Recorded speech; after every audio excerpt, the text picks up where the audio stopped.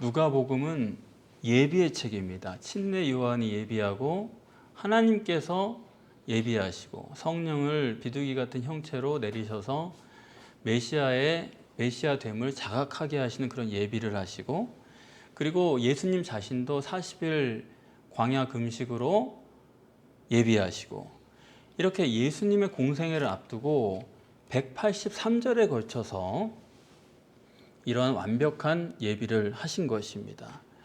이렇게 예비를 철저하게 하신 것은 예수님의 공생애가 너무 짧기 때문입니다. 모세처럼 공생애가 40년이거나 다윗처럼 공생애가 40년이면 이렇게 예비를 길게 할 필요가 없어요. 5년 단임제도 짧다고 그러는데 예수님의 공생애는 3년뿐입니다. 그렇기 때문에 이렇게 철저하게 준비를 하는 것입니다.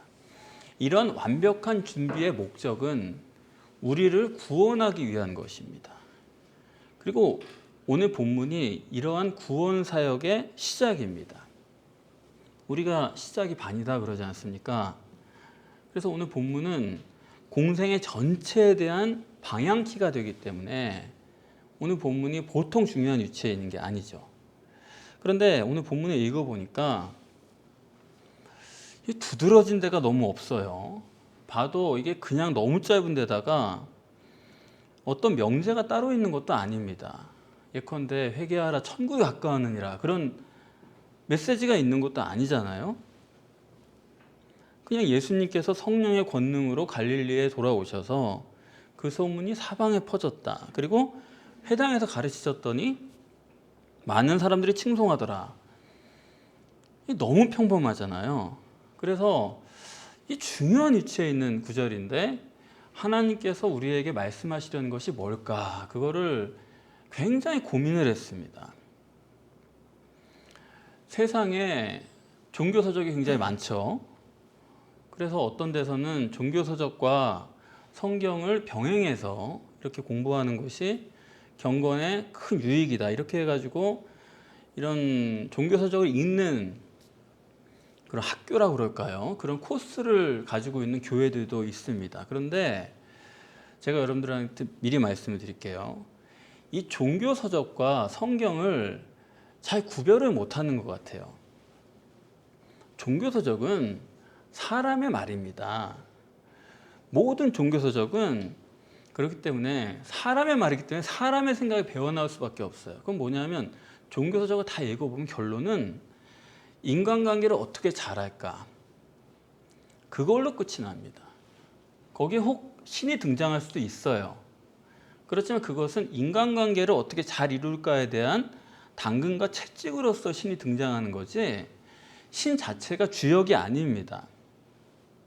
그렇기 때문에 어떻게 하면 선하고 의롭게 살까? 어떻게 하면 서로 사랑하고 봉사하고 그럼 우리가 아름다운 인간관계를 이룰까? 그게 모든 종교서적의 주제예요. 그리고 그게 안 된다고 그러면 권선징악이다. 그게 공통입니다. 그런데 성경은 이와는 전혀 다른 거예요. 성경은 누구 말이에요? 하나님 말씀이기 때문에 하나님 입장이 배어나올 수밖에 없습니다. 그렇기 때문에 성경은 인간관계를 다루지 않아요. 하나님 입장이기 때문에 신관계를 다루는 것입니다. 성경은 인간관계를 기록한 책이 전혀 아니에요.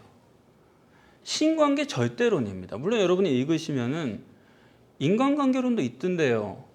이렇게 생각하실 수가 있어요. 예컨대 10계명에서 1계명에서 4계명까지는 신관계를 다루고 5계명에서 10계명까지는 인간관계를 다룹니다.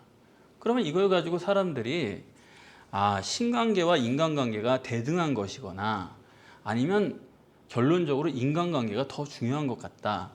이렇게 생각하는 사람들이 많은데 전혀 잘못하는 것입니다. 성경은 신관계의 열매로 인간관계를 기록하는 것뿐이에요. 신관계를 잘하는 사람은 그 열매로 인간관계도 선하고 의롭게 되는 것이고 신관계가 제대로 안 되는 사람은 일상생활에서 인간관계가 다 무너지는 것입니다.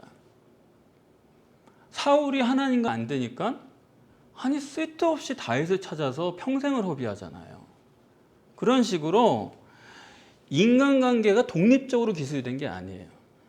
너희가 신관계를 잘하면 인간관계가 다 잘 되고, 신관계가 제대로 안 되면 인간관계가 다 잘못되는 거니까 그런 기준으로서 얘기를 하는 거지. 신관계 따로 인간관계 따로 그런 걸 하나님이 쓰지 않는다 이겁니다. 하나님께서 이스라엘 백성을 애굽에서 구원하셨죠. 해방시켰죠. 왜 해방시켰습니까? 이스라엘 민족이 애굽 사람보다 더 선하고 의로워서예요? 가나안 사람들보다 더 선하고 의로워가지고 그들을 가나안 땅을 점령하게 하신 것입니까? 아니잖아요. 성경은 누차 말씀하는 겁니다. 너희를 구원한 이유는 너희가 선하고 의로워서가 아니고 아브라함 때문이다. 아브라함과의 약속 때문이야. 하나님과의 관계가 절대다 이겁니다. 그런 거지? 무슨 인간관계, 인간이 선하고 의롭고 그런 거는 하나님은 전혀 관심사가 아니라니까요. 그런 기대가 아예 없습니다. 그 객관적 증거가 이래요. 하나님께서 이스라엘로 하여금 가나안 땅을 정복하게 하셨는데 그 첫 번째 성이 여리고성이잖아요. 그 여리고성을 점령한 내용을 보면은 너무 잔인하고 이게 너무 악재적이에요. 아니 여리고성이 뭘 어쨌다고 그래요. 거기에 남녀노소 불문하고 짐승들까지 싹 다 죽였습니다. 그게 뭐냐? 성경은 인간관계론을 하는 게 아니라는 것을 명확히 보여주는 거예요. 그거 정확히 알아라. 성경 가지고 인간관계론 풀어가겠다고 그건 절대 다른 포인트입니다. 우리는 심은 대로 거둔다는 그 성경의 인과율의 법칙도 그거를 인간관계에 적용하려고 하는 경향이 있는 것 같아요. 그런데 잘못하는 겁니다. 성경은 너희들이 무슨 심어가지고 추수하고 그런 거를 인간관계 쪽으로 말하질 않아요. 추수하고 거두고 이런 것들은 다 하나님 관계에서 그럴 수 있다는 걸 얘기하는 것입니다.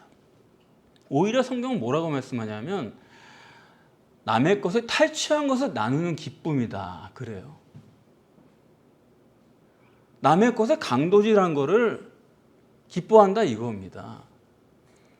여러분이 잘 되는 게 뭐냐면 여러분이 인간관계 잘해가지고 잘 되는 게 아니에요. 하나님과의 관계가 잘 되면은 어부질이에요. 하나님이 가져다 놓는다는 겁니다. 내 앞에. 그런 기쁨인 거지. 아니 강도질하는 걸 기뻐하는 게 성경인데 그걸 가지고 인간관계의 규범으로 삼고 도덕적이고 종교적인 삶을 사는 그런 기준으로 삼겠다. 전혀 성경을 잘못하는 거고 전 세계 40억 인구가 유대교, 기독교, 회교 이렇게 해가지고 그 성경을 갖고 믿는데 그 성경을 인간관계로 해석을 하는 거예요. 이게 얼마나 포인트가 벗어나 있는지 여러분 아시겠어요? 그 속에서 우리가 신앙생활 해온 거고 그러니까 하나님과의 관계가 이게 잘 될 수가 없는 것입니다. 오늘 본문을 여러분 보시면서 제목을 다 맞추셨을 것 같아요. 설교 제목을. 여러분 어떠신지 모르겠는데 제가 항상 다음 주 설교 본문 이겁니다 하고 그 중심 구절 해가지고 한 절씩 이렇게 띄워드릴 때가 있잖아요. 요게 그 주제다 이겁니다.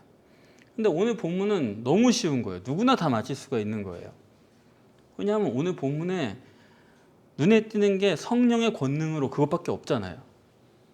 요거 외에는 다른 게 눈에 띌 게 없잖아요. 이게 하나님의 강조법입니다.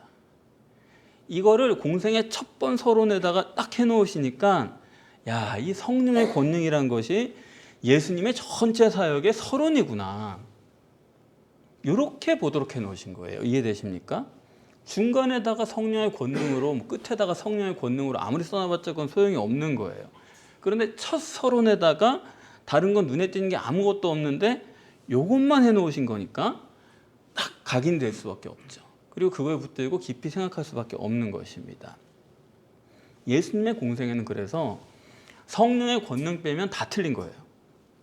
귀신을 내쫓으시고 문둥병자를 고치시고 오병이어 표적으로 먹이시고 무리를 걸으시고 바람과 파도를 잔잔케 하시고 또 시공을 초월해서 보시고 시공을 초월해서 역사하시고 사람의 심령을 다 들여다보시고 어떻게 그게 가능했을까? 답은 하나입니다. 성령의 권능으로.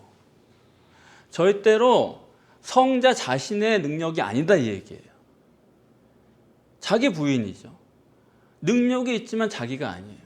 성령의 능력으로 했다 그 말입니다. 그래서 침례 요한이 사람을 보내서 감옥에 있을 때 옷이 그이가 당신입니까? 질문하니까 예수님께서 내가 그다 아니다 그렇게 대답을 하신 게 아니고 눈먼 자가 눈을 뜨고 앉은 매가 일어서고 이런 식으로 말씀하시면서 그걸 성령으로 한다 그렇게 말씀하신 것입니다. 그러니까 침례 요한은 예수님을 육신 자체로 그분을 메시아로 여기는데 그런 게 아니다. 성령으로다. 육신을 메시아로 보는 침례 요한의 문제를 아니다. 성령이다. 라고 교정을 해주신 것입니다. 이 성령의 권능으로란 말이 대단히 중요한 용어인데 이 말이 중요하다고 생각을 안 하는 것 같아요. 이 누가복음에서 이 성령의 권능이란 말은 성령 충만보다 중요한 얘기예요. 전단락에서 예수님께서 성령으로 거듭나신 것을 표현할 때 성령이 비둘기처럼 형체로 내렸다. 그거 이렇게 표현하지 않았습니까? 그리고 성령 충만이라는 단어를 또 쓰기도 했어요. 뭐가 다르냐? 성령 충만은 엘로힘적으로 일방적이에요. 내가 의식하지 못할 때 원한 것도 아닌데 하나님이 강권적으로 역사를 한 겁니다. 그걸 성령 충만이라고 해요. 성령 충만이 일어나면 우리가 그 구별을 못해요. 이게 성령 충만인지 성령의 권능으로인지. 왜냐하면 겉으로 보기엔 똑같습니다. 일어나는 역사가 똑같기 때문에 두 개를 비교할 수가 없는데 그러나 성경은 어디까지나 성령의 권능으로 성령 충만보다 한 수 위가 성령의 권능으로 해요. 성령의 권능으로 뭐냐면 일방적인 게 아니에요. 내 속에 오신 성령님과 내가 합작이에요.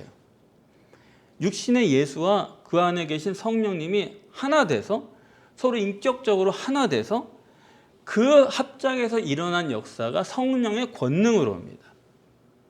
그러니까 사람이 정말 구해야 될 것은 성령 충만이 아니에요. 우리가 성령 충만 정립이 안 된 상태에서 그게 입버릇이 됐는데 한 수 위가 바로 성령의 권능으로 해요. 내가 원해서 내가 성령님과 인격적으로 교제하면서 조율하면서 성령의 능력이 나타날 때 그것을 성령의 권능으로라고 누가가 표현합니다. 이게 예수님의 공생의 사역이고 이거야말로 능력의 종이죠. 성령의 권능으로 갈릴리에 오셨다. 본문이 이렇게 말합니다. 그러면 성령의 능력으로 갈릴리에 오셨다라는 것이 여러분 무슨 뜻인지 아세요? 이걸 읽으실 때 생각을 하셔야죠. 성령의 권능이 아니었다면 주님은 어디로 가셨을까요? 성령의 권능으로 갈릴리로 돌아오신 거니까 성령의 권능이 없었다면 주님은 예루살렘으로 가셨다 그 말이에요. 갈릴리의 성경적 의미는 흑암의 땅이거든요. 안 좋은 곳이에요. 가서는 안 될 곳이에요. 그런데 거기로 오셨다는 것입니다. 사도행전 16장에 보시면은 바울이 아시아에서 복음을 전하는데 수천 명이 몰려들어요. 그전에는 없던 일입니다. 수천 명이니까 자기는 그게 하나님 뜻이에요. 그래서 하나님이 가로막아도 밀고 나가는 거예요. 그리스도의 영이 가로막아도 자기는 그리로 가겠다는 거예요. 막무가내입니다. 그랬더니 성령이 바울을 딱 붙들어 재고 강제로 다른 데를 끌고 가시잖아요. 어디로 끌고 가요? 빌립보로 끌고 가는 겁니다. 그러니까 하나님의 목적은 아시아의 수천 명이 아니고 한 사람이에요. 누구예요? 빌립보 감옥의 간수였다 이겁니다. 이거는 성령의 권능이 아니면 인간으로서는 그런 선택을 할 수가 없습니다. 본문도 그 얘기예요. 주님이 육체 우선적 존재이기 때문에 이제 공생애를 시작합니다. 다른 거 없어요. 사람 많은 데 가서 금방 알려질 수 있는 데 가서 예루살렘 종교의 본거지에 가서 출발을 해야 되는 것입니다. 그러나 성령의 권능이 있기 때문에 그 속에서 예루살렘을 거절하고 갈릴리로 오셨어요. 성령의 권능이기 때문에 갈릴리로 오실 수 있는 거지 그렇지 않으면 예루살렘에 많은 사람들에게 갈 수밖에 없다. 그런 말씀이에요. 여러분 영적 목회나 영적 복음이라는 것이 제가 결심해서 하는 것 같으세요? 그런 고집 없습니다. 그렇게 순진하지 않아요. 영적 목회나 영적 사역이란 것은 보이지 않는 심령만 구원하려는 거예요. 수십만 명이 의미가 없어요. 보이지도 않아요. 거기에 관심이 없어야 되는 거예요. 그래서 저는 오직 심령이 가난한 한 사람을 찾는 거지 그 외에는 관심이 없습니다. 그런데 이게 제가 순수해서가 아니에요. 성령의 권능이 아니면 이거는 불가능한 겁니다. 저도 사람들한테 다 인정받고 싶고 어디 가서 알려지고 그러고 싶지 그거 싫은 사람이 어디 있어요 세상에.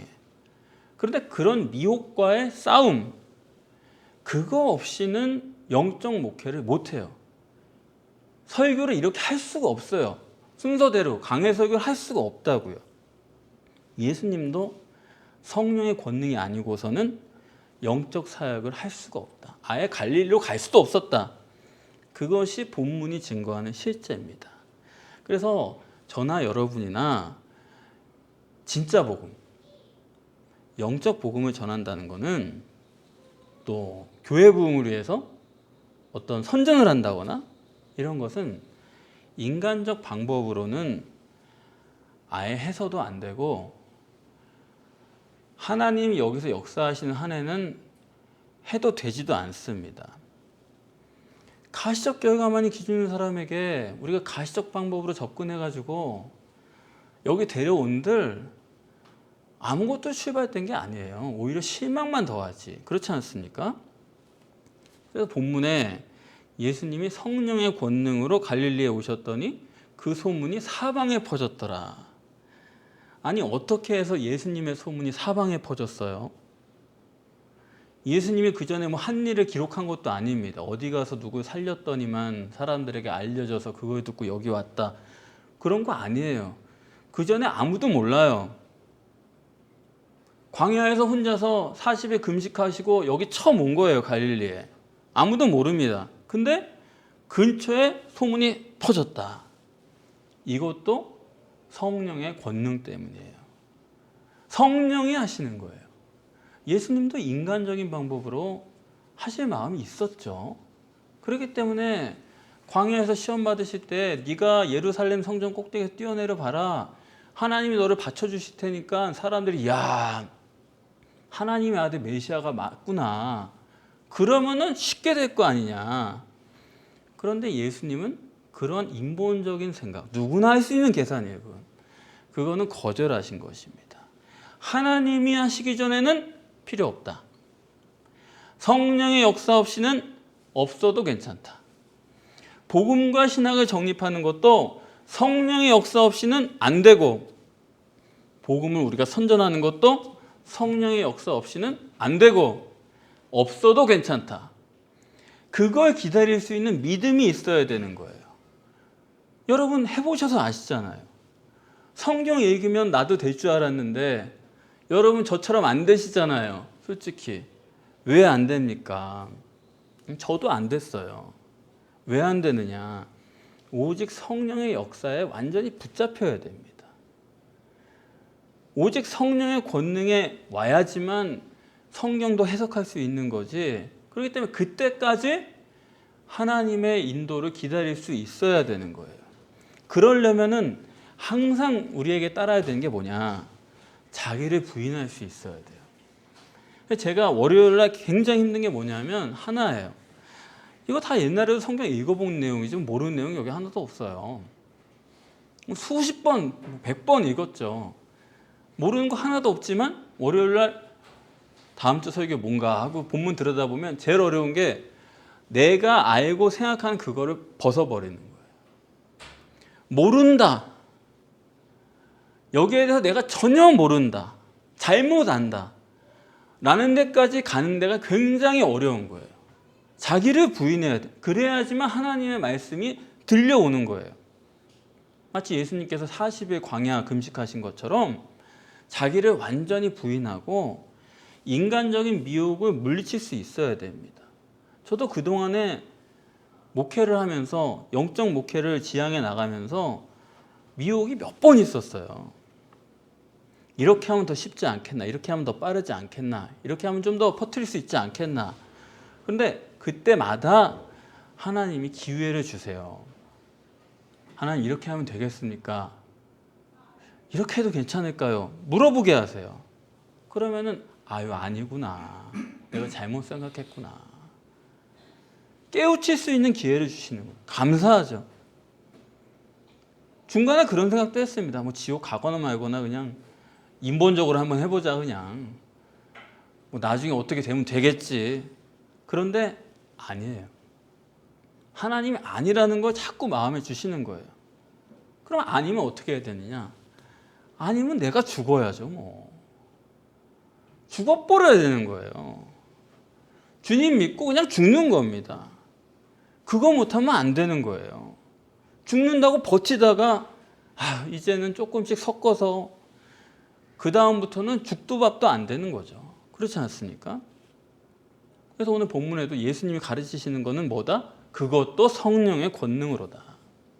성령의 역사로 전하시는 거지 주님 자신의 생각이 아니다 이겁니다. 예수님께서 그런 말씀을 하신 적이 있죠.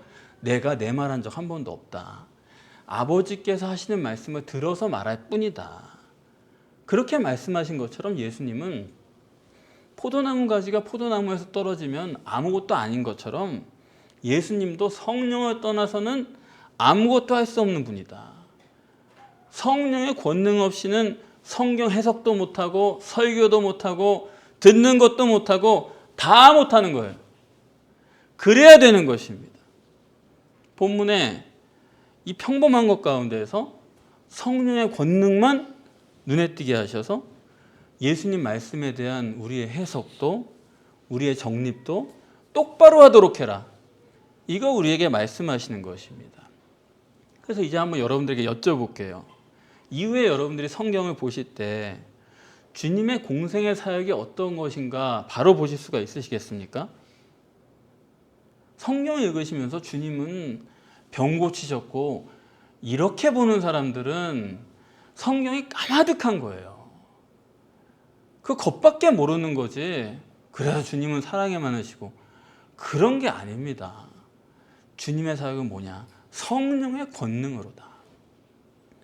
여러분 속에 성령의 권능으로 사는 사람을 만들기 위한 것이 주님의 사역이지 병 고치고 위로해주고 물론 그 위로라는 게 성령의 권능이 있으면 자동적으로 되는 거지 세상에 이런 사소한 것들 가지고 여러분을 위로하시는 분이 아닙니다. 그걸 아셔야 되는 거예요. 그렇기 때문에 성경을 같이 읽어도 거기에는 갈림길이 있는 거예요. 본문에 예수님 사역에 대한 사람들의 반응을 보면 그것을 확실히 알 수가 있는 겁니다. 여기 뭇사람 그랬는데 헬라어로 뭇, 판타 모든 사람이다 이거예요. 일부가 아니라 모든 사람이 예수님의 그 전하시는 내용을 들으면서 칭송했다 그랬어요. 모든 사람이 예수님을 칭송했으니까 괜찮잖아요. 그런데 모든 사람이 여기서 칭송을 했는데 우리가 나중에 가서 보면 어때요? 서론에서는 칭찬을 했는데 나중 가서 보면 모든 사람이 다 예수님을 죽이려고 드는 거예요. 그렇게 칭송했는데 나중 가서는 예수님을 본체만 체하는 거예요. 십자가에 달리는데 아무도 말린 사람이 없는 거예요. 그렇게 칭송을 했는데 왜 그렇게 바뀌었어요? 모든 사람이 다 칭송했는데 왜 그렇게 다 자기 길을 찾아갔냐고요. 그러니까 모든 사람이 예수님을 칭찬하는 기준은 어떤 것이냐, 그걸 여기 본문의 마지막으로 정립을 하는 것입니다. 그러니까 예수님의 사역과 그것에 대한 사람들의 반응을 여러분들이 잘못하지 말라고 뭇사람들의 칭송의 실제를 여기서 정립을 해주시는 거예요. 여러분들이 기독교에 대해서 바로 보셔야 되는 거예요.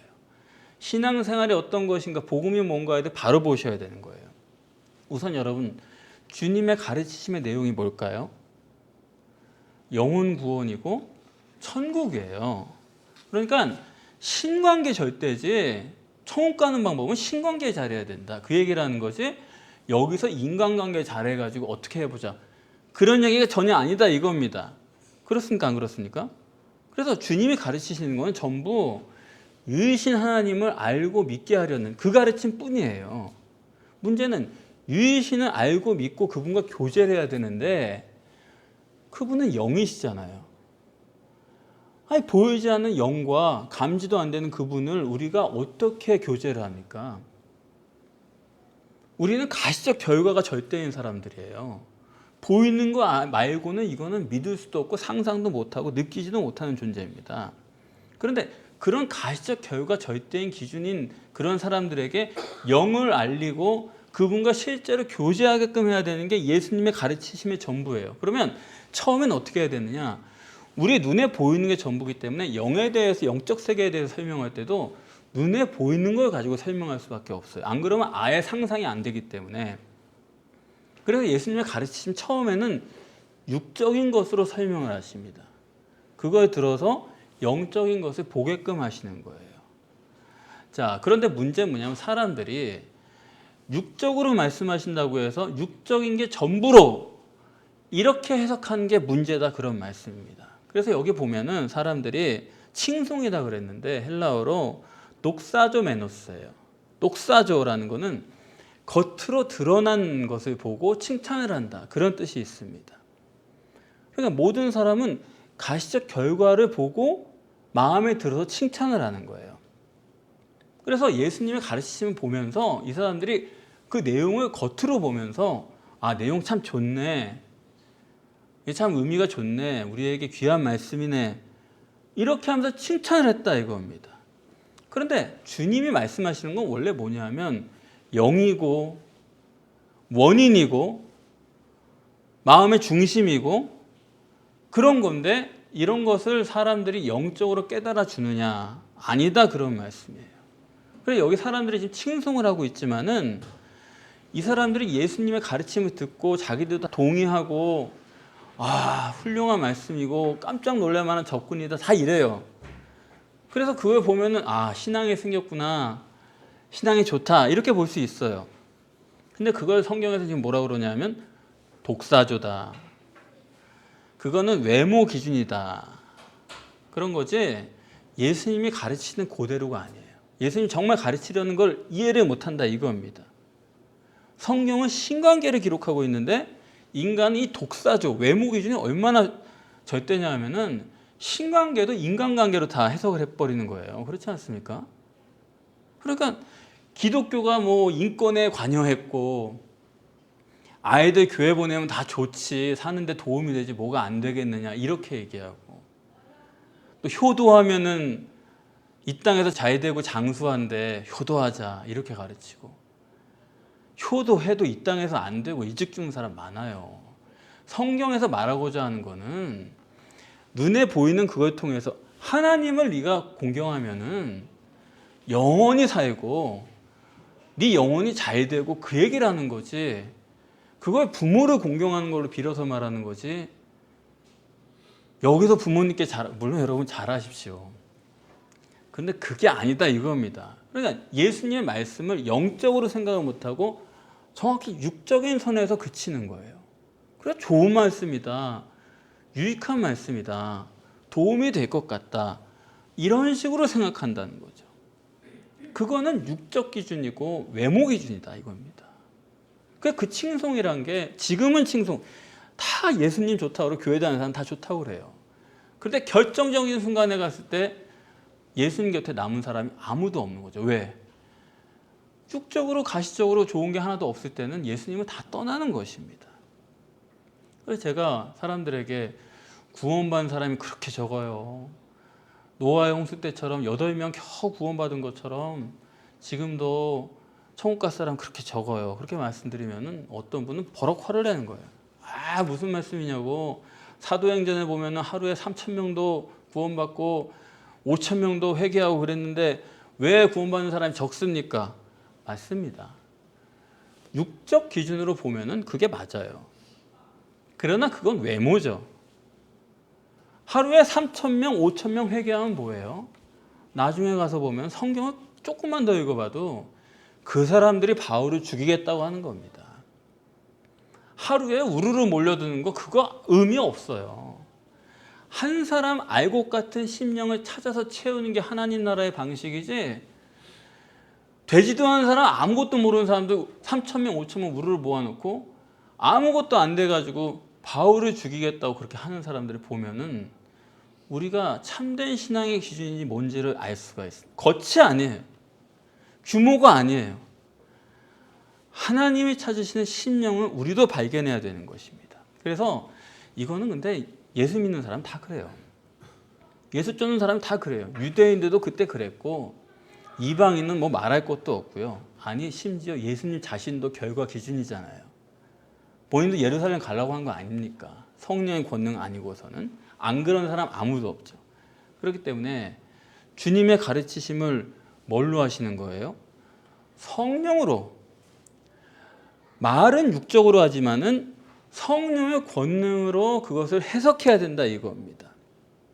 그렇기 때문에 육적인 말씀을 그냥 육적으로 받아들여가지고 공공연하게 교회에서도 예수 잘 믿으면 건강하고 예수 잘 믿으면 돈 벌고 자식들 잘 되고, 그거 아니에요.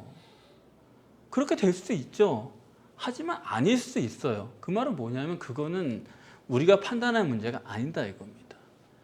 육적인 말씀을 받아들여서 육적으로 풀릴 수 있지만 그거 이상할 것이기 때문에 영적인 것을 바라보지 않는 한은 그건 예수님의 가르침을 아는 것이 전혀 아니다. 뭡니까? 보이는 것이 이 육체가 전부인 것 같아요, 우리는. 하지만 아니에요. 초월적인 영의 세계가 있고 그걸 가리키기 위해서 우리에게 육적으로 말씀을 하시는 것 뿐이지, 오히려 여러분들이 성령의 권능으로 사시기 위해서는 그 반대로 가야 됩니다. 육적인 방법으로 이해를 해요. 예수 믿으면 좋구나. 예수 믿으면 우리가 천국 가고 영생 살고 끊어지지 않는 행복을 누리고 위대한 존재가 정말 되겠구나. 이거 우리가 육적으로 맛을 봐요. 그런 다음에 성령의 권능으로 살기 위해서는 오히려 반대예요. 육은 죽이는 것이고 살리는 것은 영입니다. 그렇기 때문에 예수님이 광야에서 40일 금식하셨던 것처럼 우리가 아는 그런 가시적 결과 기준을 벗어나서 오히려 내 자신의 육신을 부인해야 되는 거예요. 돈을 많이 벌었어요? 아니요, 그걸 버려야 되는 거예요. 하나님이 정말 함께 하시는구나 알았으면 그걸 버려야 되는 거예요. 그래야 영적이 되는 거지, 육적으로 받아들여가지고 육적으로 밀고 나가면 다 예수님이 떠나게 된다. 그거는 자기가 바꿀 수 있는 문제가 아니에요. 그건 그냥 법칙입니다.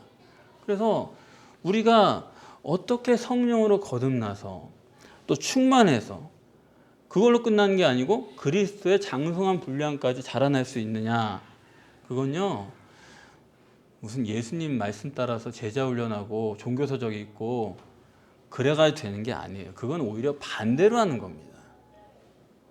그건 자기 점점 육체를 세워나가는 거지, 그거는 육체를 부인하는 게 아니에요. 자꾸 채워나가는 거지 자기를. 길은 하나입니다. 날마다 자기 육체를 부인하는 거예요. 시중에 나와 있는 기독교처럼 우리가 구원받고 나서 다른 종교들처럼 훈련하고 그거는 전혀 잘못하는 거고요. 우리의 방법은 뭐냐면 어떻게 하면 우리가 점점 더 우리의 삶을 하나님께 의탁하느냐, 어떻게 하면 통장 잔고가 비워질 수 있느냐, 그러고도 마음에 안심이 되느냐, 어떻게 하면 은혜에 의해서만 사느냐, 어떻게 하면 성령의 권능으로 하느냐, 여기에 달린 거지, 그것이야말로 그리스도의 장성한 분량에 다다르는 거지 자기를 채워나가는 게 아니다 그런 겁니다. 이렇게 비우고 하나님을 의존하면서 그렇게 나아가는 사람은 세상은 감당할 수가 없는 거예요. 그래서 성경은 부자가 천국에 못 가고 거지 나사로가, 거지가 무슨 우리한테 도움을 주면 누가 가족한테 보람이 됩니까? 거지가. 그런 사람이 천국에 갔다는 것입니다. 왜? 그 속을 들여다보면 그 사람은 그 와중에도 하나님을 의지한 거예요. 하나님을 믿는다면서 왜 거지로 사느냐, 그렇게 말하지 마세요. 그건 둘은 다른 것입니다. 요새는 리모컨도 불편하다고 눈으로 깜빡여가지고 TV를 바꾸는 방법을 개발하더라고요. 여러분, 인간이 하는 문명의 발달이란 거는 모두 우리 육체를 극대화, 아주 편하게 만들어주는 거예요. 우리가 열심히 노력하는 게 다 육체를 극대화하는 거 아니에요. 편하게 만들어주는. 육체 부인의 반대예요. 이런 걸 보면은 정말로 세상은 종말을 향해 치닫고 있습니다. 이런 세상에서 하나님은 왜 여러분에게 육체 부인하라는 이 진리를 여러분에게만 알려주셨을까? 그걸 저도 생각을 해봤어요. 40억이 다 한결같이 반대로 믿고 있는데 왜 여러분에게는 이걸 알려주실까? 여러분이 선하고 의로워서입니까? 아니죠. 그만큼 하나님이 여러분을 사랑하시는구나. 그거 말고는 답이 없는 것입니다.